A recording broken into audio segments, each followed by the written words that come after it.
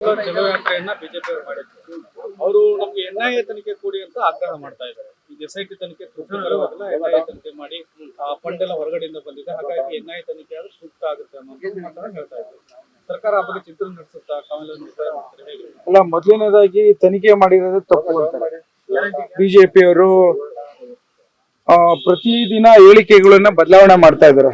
ನಾನೊಂದು ಯಾವುದೋ ಒಂದು ನಿನ್ನೆ ಒಂದು ದೃಶ್ಯವನ್ನ ನೋಡಿದೆ. ವಿಜೇಂದ್ರ ಅವರು ಯಾರೋ ಹೆಗಡೆ ಅವ್ರ ಮನೆಗೆ ಹೋಗಿದ್ರಲ್ಲ, ಯಾರದು ಸೌಜನ್ಯ ಅವರು, ಅವ್ರ ಮನೆಗೆ ಹೋಗಿ ಬಂದಾದ್ಮೇಲೆ ಅವ್ರಿಗೂ ಸಹ ಬೆಂಬಲಿಸ್ತೇವೆ ಅಂತ ಒಂದ್ ಕಡೆ ಹೇಳ್ತಾರೆ, ಈ ಕಡೆ ವೀರೇಂದ್ರ ಹೆಗಡೆ ಅವ್ರ ಹತ್ರ ಹೋಗ್ತಾರೆ, ಅಲ್ಲೂ ಸಹ ನಾವು ಬೆಂಬಲಿಸ್ತೇವೆ ಅಂತ ಹೇಳ್ತಾರೆ.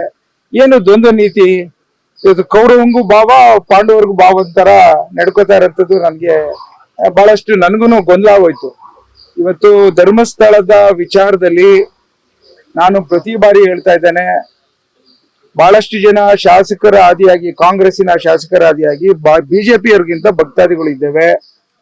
ಮಂಜುನಾಥ ಸ್ವಾಮಿ ಭಗವಂತನ ಆಶೀರ್ವಾದವನ್ನ ಪ್ರತಿಯೊಬ್ರು ಮನೆಯಲ್ಲೂ ನಮ್ಮ ಕ್ಷೇತ್ರದಲ್ಲಿ ಪ್ರತಿಯೊಬ್ರು ಮನೆಯಲ್ಲೂ ನಾವೆಲ್ಲ ಆರಾಧಿಸ್ತೇವೆ. ಆ ಮಂಜುನಾಥ ಮೇಲೆ ನಂಬಿಕೆ ಇಟ್ಕೊಂಡು ಬಂದಿರೋಂಥದ್ದು. ಇವತ್ತೇನು ಒಂದು ಬಂದಿರೋಂತ ಗೊಂದಲವನ್ನ ನಿವಾರಣೆ ಮಾಡ್ಲಿಕ್ಕೆ ತನಿಖೆ ಮಾಡಿ ಅಂತ ಹೇಳಿರೋದಂತೂ ಸಹಜ. ವೀರೇಂದ್ರ ಹೆಗಡೆ ಅವರು ಸಹ ಸ್ವಾಗತಿಸಿದ್ದಾರೆ. ಈಗ ನಾನು ಸಹ ಶನಿವಾರ ನನ್ನ ಕುಣಿಗಲ್ ತಾಲೂಕಿಂದ ಸುಮಾರು 250 ವಾಹನದಲ್ಲಿ ಮಂಜುನಾಥನ ದರ್ಶನ ಪಡೀಲಿಕ್ಕೆ ಹೋಗ್ತಾ ಇದ್ದೇನೆ. ನೈತಿಕವಾದಂತ ಬೆಂಬಲವನ್ನ ಕೊಡ್ಲಿಕ್ಕೆ ಇದ್ದೇವೆ. ನಮ್ಮ ಉಪಮುಖ್ಯಮಂತ್ರಿಗಳು ಹೇಳದಂಗೆ ಕೆಲವು ಷಡ್ಯಂತ್ರಗಳು ನಡೆದಿರೋಂಥದ್ದು ನಿಜ. ಆ ಕಾರಣಕ್ಕೋಸ್ಕರ ನಾವೆಲ್ಲ ಇವತ್ತು ತನಿಖೆನ ಆಗ್ರಹ ಮಾಡಿರೋಂಥ ಹಿನ್ನೆಲೆಯಲ್ಲಿ ಆದಷ್ಟು ಸತ್ಯ ಹೊರಬರಲಿ ಅನ್ನೋದನ್ನ ನಾವೆಲ್ಲ ಸ್ವಾಗತಿಸ್ತೇವೆ. ಮುಂದಿನ ದಿನಗಳಲ್ಲಿ ಇವತ್ತು ಯಾವ ರೀತಿ ನಮ್ಮ ಸಂಸ್ಕೃತಿ, ನಮ್ಮ ಸಂಸ್ಕಾರ ಮತ್ತು ಪ್ರತಿಯೊಂದು ಭಾವನೆಗಳನ್ನ ಯಾವ ರೀತಿ ಕೆದಕೆ ಕೊಟ್ಟಿರಂತ ಬಿಜೆಪಿ ಅವರಿಗೆ ತಕ್ಕ ಉತ್ತರ ಕೊಡ್ತೇವೆ ಅನ್ನೋದನ್ನ ಮಾತನ್ನು ಹೇಳಲಿಕ್ಕೆ ಇಚ್ಛೆ ಪಡ್ತೇನೆ. ನಾನು ಚಾಮುಂಡಿ ದೇವಸ್ಥಾನಕ್ಕೂ ಕೂಡ ಹೋಗ್ತಾ ಇದ್ದೇವೆ ನಾವು. ದಸರಾ ಉದ್ಘಾಟನೆ ಈಗ ನಿಜಾರ್ ಅಹಮದ್ ಸಾಹೇಬ್ರು ಹಿಂದೆ ಪೂಜೆ ಮಾಡಿದಾಗ್ಲೂ ಯಾರು ಮಾತಾಡಿರ್ಲಿಲ್ಲ. ಚಾಮುಂಡಿ ಬೆಟ್ಟ ನಾನು 18 ವರ್ಷ ಅಲ್ಲೇ ಮೈಸೂರಲ್ಲಿ ಓದಿರಂತದ್ದು. ಪ್ರತಿ ವರ್ಷ ಬೆಟ್ಟವನ್ನ ಹತ್ತಿ ಚಾಮುಂಡಿ ದೇವತೆಯ ಆಶೀರ್ವಾದ ಪಡಿತಿದ್ದೆ. ನಾವೆಲ್ಲ ಅದಕ್ಕೂ ಬಹಳಷ್ಟು ನಂಬಿಕೆ ಇಟ್ಕೊಂಡಿದ್ದೇವೆ. ಅದು ಜನರ ಆಸ್ತಿ ಅದು. ಹಾಗಾಗಿ ಅದು ಇವತ್ತೇನ್ ದಸರಾ ನಡೀತಾ ಇರತ್ತದ್ದು ಒಂದು ಜಾತ್ಯತೀತ ಸಂಭ್ರಮ. ಅದು ಎಲ್ಲ ಧರ್ಮದವರು, ವರ್ಗದವರು ಮಾಡಂತ ಒಂದು ವಿಜಯದಶಮಿನ ಇವರು ಕೆದಕ್ತಾ ಇದ್ದಾರೆ. ಬಿಜೆಪಿಯವರು ಧರ್ಮವನ್ನ ಆಧಾರಿತವಾದಂತ ಒಂದು ರೀತಿಯ ದ್ವೇಷವನ್ನ, ಒಂದು ರೀತಿಯ ಹಗೆಯನ್ನ ಸಮಾಜಕ್ಕೆ ಕೊಡುಗೆ ಕೊಡ್ತಾ ಇದ್ದಾರೆ. ಮುಂದಿನ ದಿನಗಳ ಚಾಮುಂಡೇಶ್ವರಿ ಶಾಪ, ಜನರ ಶಾಪ ಅವ್ರ ಮೇಲೆ ತಟ್ಟುತ್ತೆ.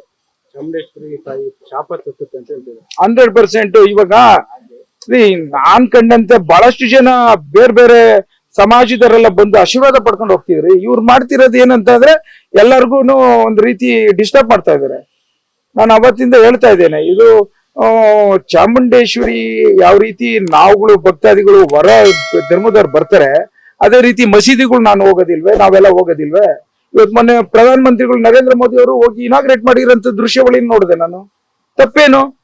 ಅದೇ ರೀತಿ ಚರ್ಚ್ಗಳಿಗೂ ಎಲ್ಲರೂ ಹೋಗೋದಿಲ್ವೇ? ಇವರು ಸುಮ್ಮನೆ ಜನಕ್ಕೆ ಧಾರ್ಮಿಕ ಭಾವನೆಗಳನ್ನ ಕೆರಳಿಸುವಂತ ಒಂದು ಪ್ರಯತ್ನದಲ್ಲಿ ವಾಮ ಮಾರ್ಗದಲ್ಲಿ ಯಾವಾಗ್ಲೂ ಬದುಕ್ತಾ ಇರೋಂಥದ್ದು. ಮುಂದಿನ ದಿನಗಳಲ್ಲಿ ಜನರದು ಮತ್ತು ಚಾಮುಂಡಿ ಬೆಟ್ಟದ ಏನ್ ಶಕ್ತಿ ಇದೆ, ಚಾಮುಂಡಿ ದೇವತೆಯ ಶಕ್ತಿ, ಅದು ಶಾಪ ತಡೆದೇ ಇರಲ್ಲ ಅನ್ನೋದು ನಾನು ಅವತ್ತಿಂದ ಹೇಳ್ತಾ ಇದ್ದೀನಿ, ಇವತ್ತು ಅದನ್ನ ಹೇಳ್ತೀನಿ. ಲೇಟೆಸ್ಟ್ ಹಾಗೂ ಇಂಟ್ರೆಸ್ಟಿಂಗ್ ಸುದ್ದಿಗಳಿಗಾಗಿ ಬಾಸ್ ಟಿವಿ ಕನ್ನಡ ಚಾನೆಲ್ನ ಸಬ್ಸ್ಕ್ರೈಬ್ ಮಾಡಿ. ಹಾಗೆಯೇ ಬೆಲ್ ಐಕಾನ್ ಪ್ರೆಸ್ ಮಾಡಿ. ಇದರ ಜೊತೆಗೆ ಫೇಸ್ಬುಕ್, ಇನ್ಸ್ಟಾಗ್ರಾಮ್, ಎಕ್ಸ್ ನಲ್ಲೂ ಮಿಸ್ ಮಾಡದೆ ಫಾಲೋ ಮಾಡಿ.